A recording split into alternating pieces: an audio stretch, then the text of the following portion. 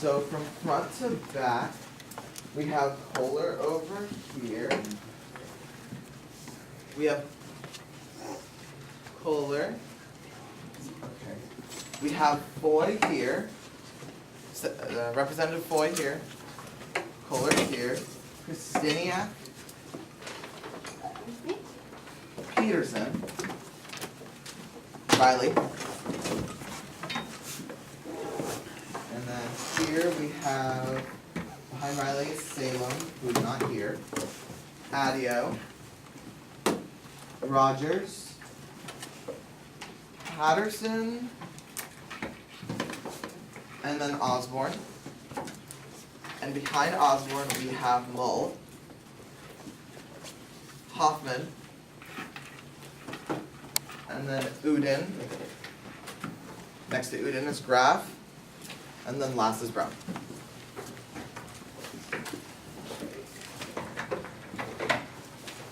Everybody all situated? Hi, I'm Representative Pinarelli. I'm going to go over my gaveling procedure really quickly. So I'm going to give you one tap at 2 minutes, 2 taps at 2:30, 3 taps at 2:55, and then at 3:05 down, I'm going to gavel you down lightly until you are inaudible. Okay? Alright, so to begin debate, are there any motions? Motion to open the floor for debate. Assuming you Second. have consent, we will move on to open the floor for debate. So first on our session, we have Clark to initiate the ban of GMOs. Is there an author present? We acknowledge you. A bill to initiate the complete ban of GMOs. Be it enacted by this Palm Beach Catholic Forensic League Student Congress here assembled that Article 1. Genetically modified organisms harm the health and well-being of American citizens. Not only do they threaten our health, but they also threaten our economy and credibility. Therefore, GMOs should be phased out of American food production. Article 2, Section A. GMOs will be defined as, quote, plants or animals that have had their genetic makeup altered to exhibit traits that are not naturally theirs, end quote. Section B. Phase out means, quote, to discontinue the practice, production, or use of by stages, end quote. Article 3. The bill will be enacted over 10 years. Section A. Mandatory labeling of genetically modified food products will begin immediately after passage. Section B. Subsidies to assist non-GMO production farms will be provided during the phase-out period. Article 4. This will be overseen by the Food and Drug Administration and the U.S. Department of Agriculture. Article 5. All other laws that are in conflict with this new policy shall hereby be declared null and void. Respectively submitted, Clark Advanced Learning Center.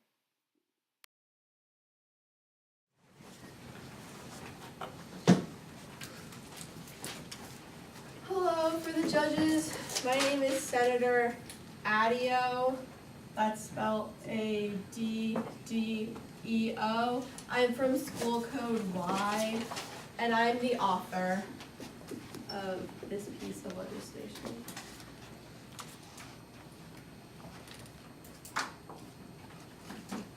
Okay. At the leisure of my PO and judges. At your leisure. On November 10, 2007, Barack Obama stated the following: "Here's what I will do as president. We will let folks know what's in their food, because Americans should know what they are buying." Where is the food labeling, Mr. President? This bill will not only fulfill the dreams of our president, but it will grant Americans the right to wholesome nutrition.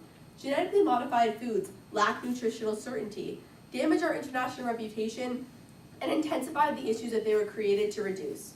My first contention is that GMOs are not of sound nutritional value. Often, GMO foods have antibiotic features built into them to make plants immune or resistant to diseases. According to Iowa State University, when you eat them, these features persist in your body and can make actual antibiotic medications less effective. And this has been noticed in hospitals worldwide. Another health point that needs to be raised is the DNA alteration that GMOs are capable of. A 2015 article written by a senior researcher at The Atlantic outlines the recent discovery of microRNA, which is present in GMO foods, and emphasized how these amino acids have been linked to DNA alteration and how that results in various diseases, including Alzheimer's disease. How many more surprises will we have? My second contention is the impalement of our national reputation that GMOs have caused. In an article titled "The Truth About Genetically Modified Foods" in the Scientific American, David Williams, a cellular biologist from the University of Pennsylvania, talks about GMOs.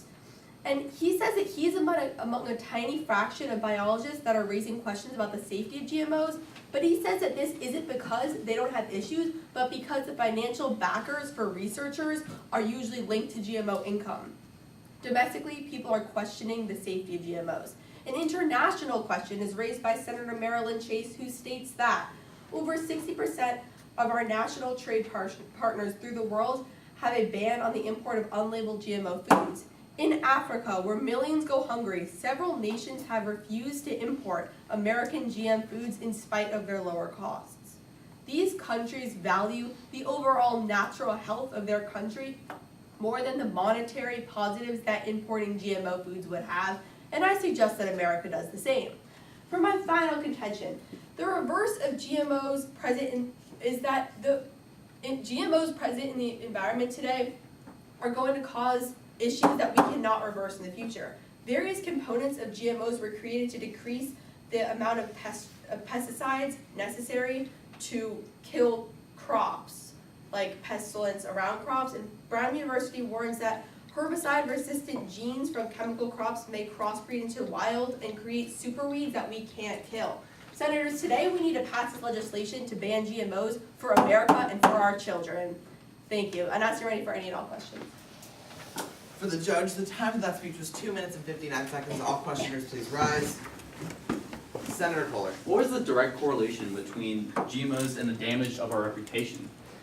Just basically that a lot of our trade partners have already seen the issues that they've created, and us not realizing the issues just shows that we're less advanced than they are. Representative Rogers. Can you please define the terms GMO? Genetically modified organism. Representative Peterson. Do you have an example of these superweeds you talk about? Specific examples, no, but you can definitely find more information on them on the Brown University website. It was a whole entire publication in journalism that they talked about. What is a Rogers. genetically modified organism? It's basically just it's a kind of hybrid that they put into plants. It's a kind of manipulation of the genes in the plants to make them perform to their standards, such as making them grow just different. Like it could extend the time needed to grow or lessen it. Thank you. Representative Christina. Won't the passage of this bill hurt the American farmers already farming our crops?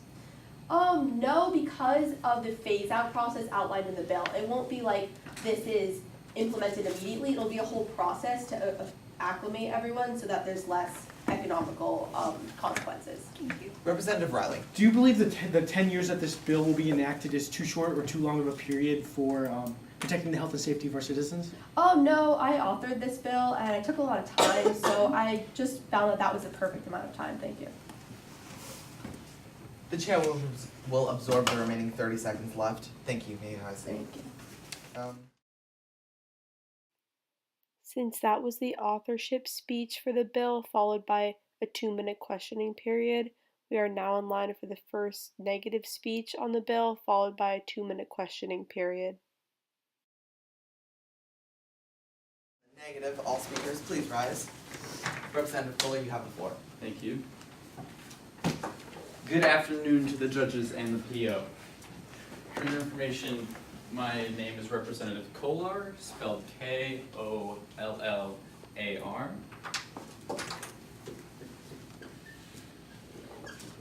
Speaking in negation from School Code X.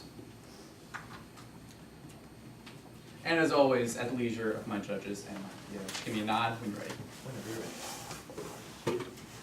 The world has enveloped into global famine. People die by the thousands each day. Normal and organic crops that do not have a built-in resilience towards climate change and devastating diseases have been wiped out. This scenario is not a prediction, it's the truth.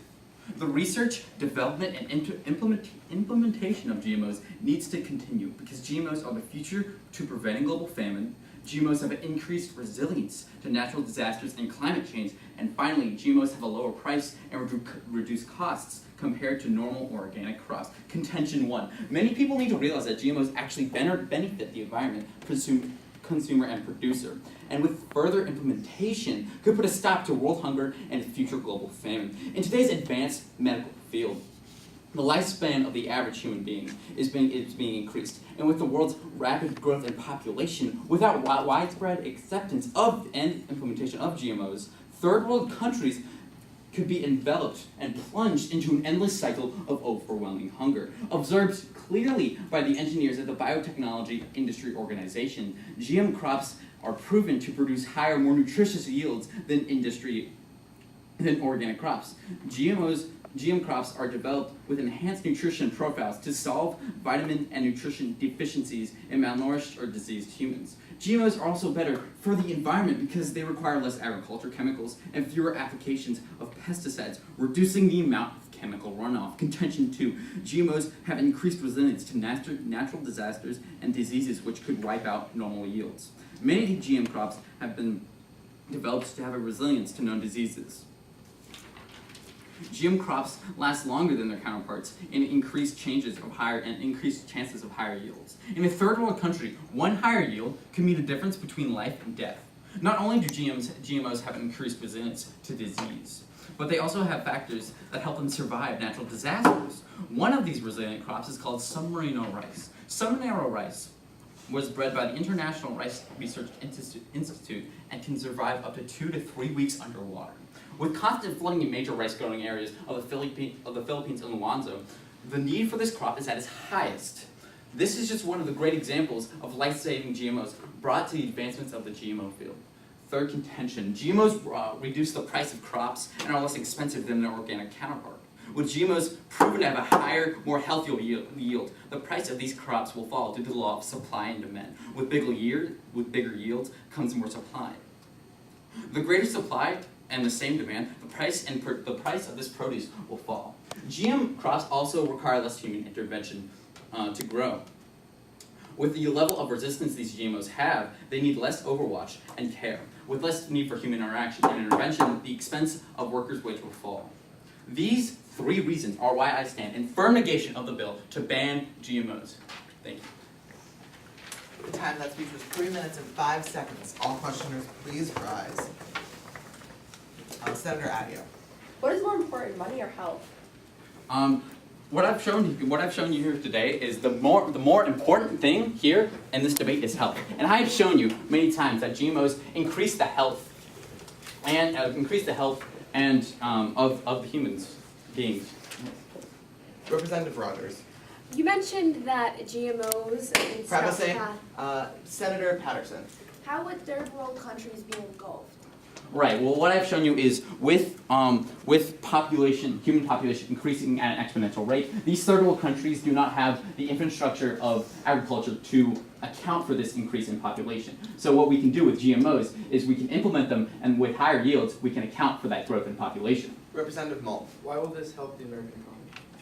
Well, this not only helps the American economy, it helps the global economy. It increases yields. It also has healthier yields. So not only it will benefit the farmers, but it also benefits the health system of America. Representative Boudin. Can GMOs be beneficial? Of course GMOs can be beneficial. We've seen many times that they have actually survived and outlast organic or normal non-modified crops. Representative Hoffman. Where are your sources For what specifically? for how No back and forth. Representative Riley. Why should we assist third world countries with their famines? It is important for the United States and any country around the world to assist these third world countries, because without the assistance, millions will die. Thank you. Representative Adio. How do you react to over 3/4 of countries passing some sort of legislation against GMOs? What I say to that is we need to readdress their reaction to GMOs. We need to come back and fully assess when we say GMOs, what we are talking about and the benefits that come with them. Quickly, Representative Riley. By genetically modifying plants, are we not disrupting natural selection by the fact that weaker plants ought to die and the strongest plants should survive? Prevacing. Sit down. I asked You may be seated. Thank you. I think sure. During that questioning period, the presiding officer, or PO, stopped 2 representatives from finishing their questions. He did this because they were prefacing. Prefacing is loosely defined as formulating a statement or argument around your question. Questions and their respective answers should be short and to the point. Seeing as how that was a speech in the negative, we are in line for a speech in the affirmation. All speakers please rise. Representative Udin, you have the floor. Is there a motion? Point of personal privilege. State that privilege. I get the chamber. Granted.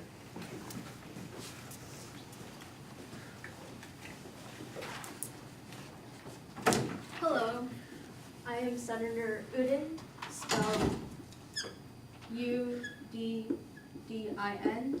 from School Code A, speaking for the AF.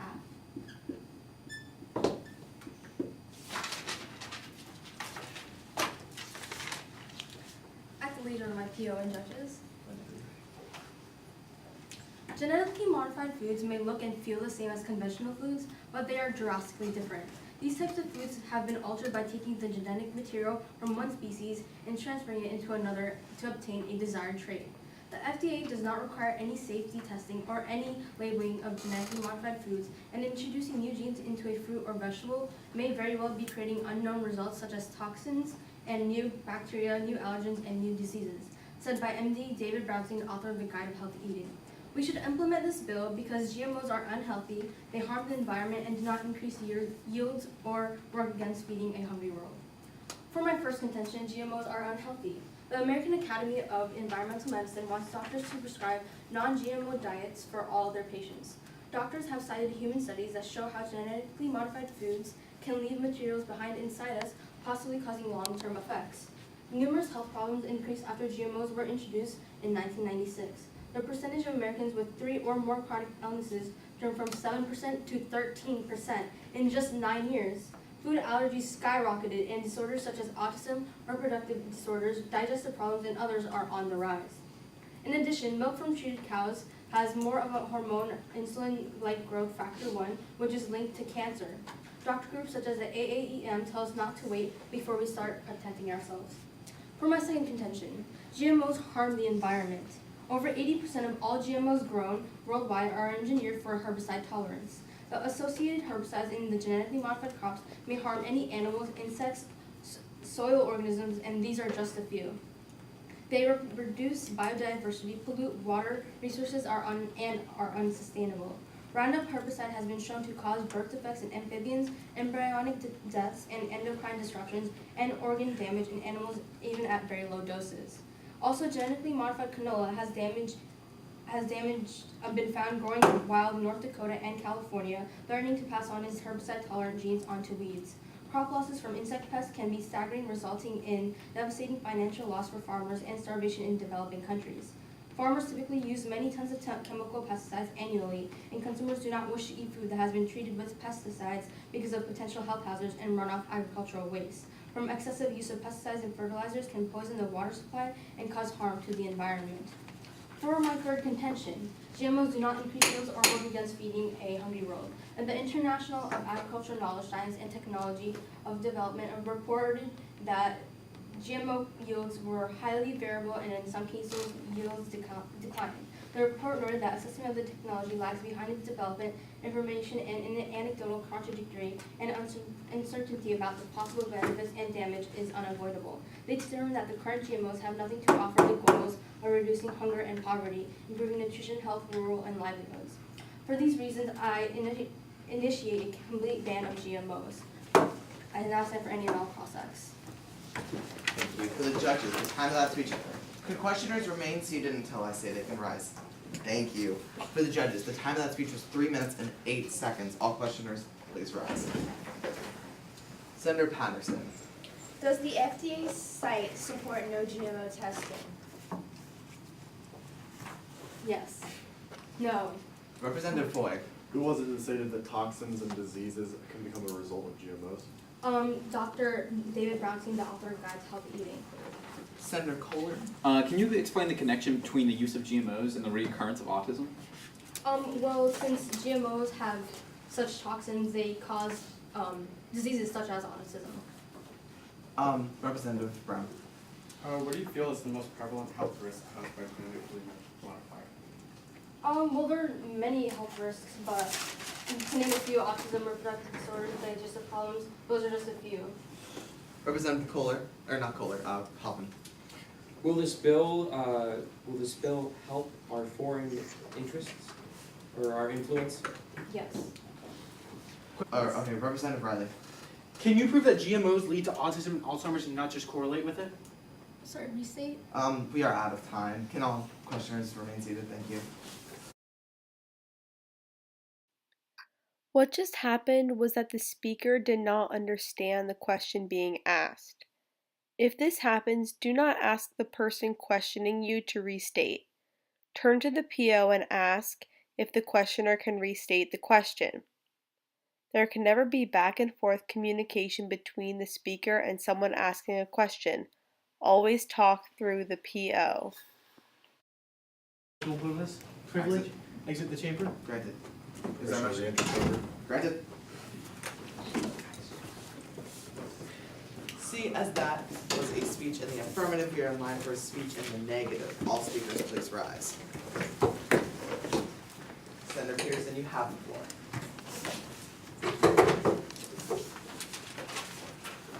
All right, my name is Senator Pearson from School Code B, and I will be speaking negation. Spelled P-E-T-E-R-S-O-N. School Code B.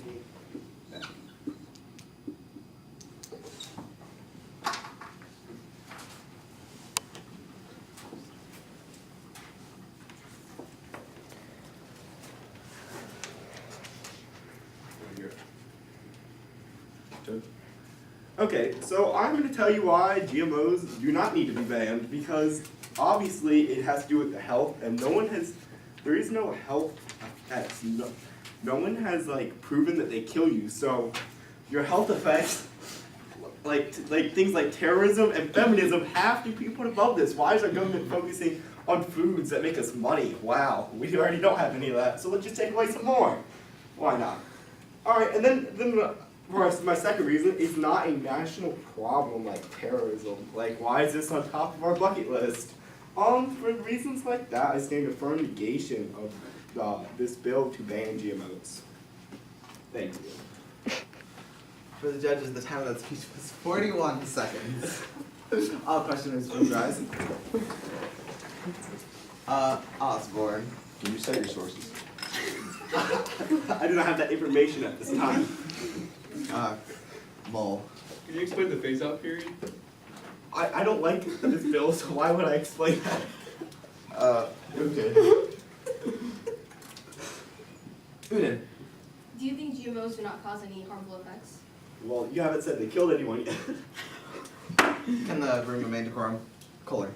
Can you explain the correlation between feminism and terrorism to GMOs? Well, they're more important. Okay. Four. Is GMOs, are they truly on the top of our bucket list compared to terrorism and feminism? No, they are not. Hoffman. Wouldn't you agree that banning GMOs will make America much healthier? No, they haven't killed anyone yet. Listen, no, they have killed Okay, no back and forth. Rogers. Why can we not fight terrorism and fight GMOs at the same time? Well, which one's more important? I will reserve the remaining 5 seconds. You may be seated, thank you. Is there a motion? Permission to re-enter chamber? Granted. Seeing as how that was a speech in the negative, we are in line for a speech in the affirmative. All affirmative speakers, please rise. Senator Graff, you have the floor. Chair. For the judges in my PO, my name is Graff. I am speaking in the affirmation.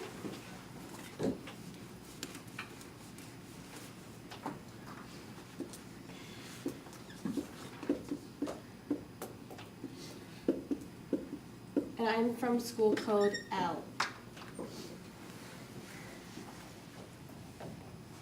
At the leisure of my PO and judges, At your leisure.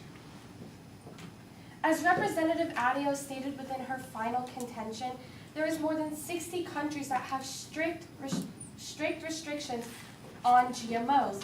To build off of this, the reason why they have restrictions upon the GMOs are because the GMOs effect is irreversible. So if we use cause and effect, we can see that GMOs are not having a positive effect. And to build upon that, in South Dakota, 80% of plants that were affected with GMOs are not able to grow. They have to keep finding new land and building upon that. To refute the negation according to that they've brought up that it yields higher production is incorrect. If you look at, even Monticello agrees that GMOs yield less than the regular farming crops. There's no proof as to why it yields higher. This is incorrect, and the reason why, to build off of this contention, let's use the simple cause and effect. This is not true.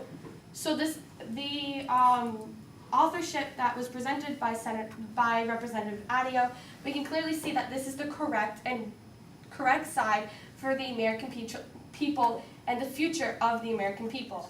For the judges, the time of that speech was 2 minutes and 59 seconds. All questioners, please rise.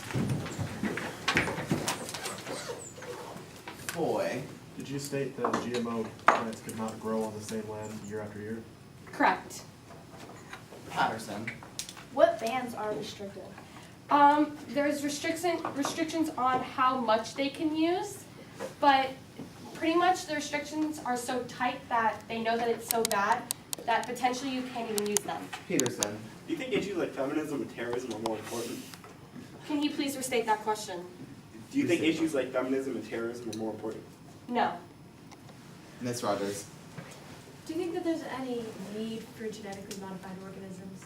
No. What are some of these detrimental effects of these GMOs that you talked about in your speech? Well, they can cause certain things like autism, which was brought up by both of my fellow representatives on the AF side. Adio. Could you clarify what the Monsanto organization is? I do not have that information at this time. Riley. Why can't GM crops grow on the same land year over year? Because the genetically modified organisms actually ruin the soil, and it does not allow it to have enough nutrients within it to allow new plants to grow. Thank you. I thank the chair. Seeing as how that was a speech in the affirmative, we are now in line for a speech in the negative. All speakers, please rise. I have a motion. State that motion. Motion to previous question. Is there a I second? second. Second. Okay, so we now vote on the motion to previous question. We will do a 2/3 majority. All those who would like to move to previous question, please rise. Assuming unanimous consent, except for Ms. Adio, we will move to previous question. All those who wish to speak or wish to vote on the affirmative of this piece of legislation, please rise. When I point to you, please sit down. 1, 2, 3, 4, 5, 6, 7, 8, 9. All on the negative, please rise. 1, 2, and all you may sit. And all who are abstaining, please rise. 1, 2, 3. So we have, for GMOs, we have 9 to 2 to 3, which means this legislation passes. We will move on to Drive to School of the Arch Energy Bill.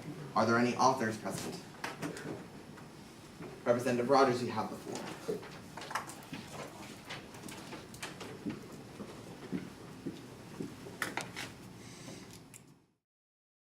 We completed a full round of debate on GMOs. A round of debate must consist of at least 5 speeches. Debate on a bill must always end on an affirmative speech.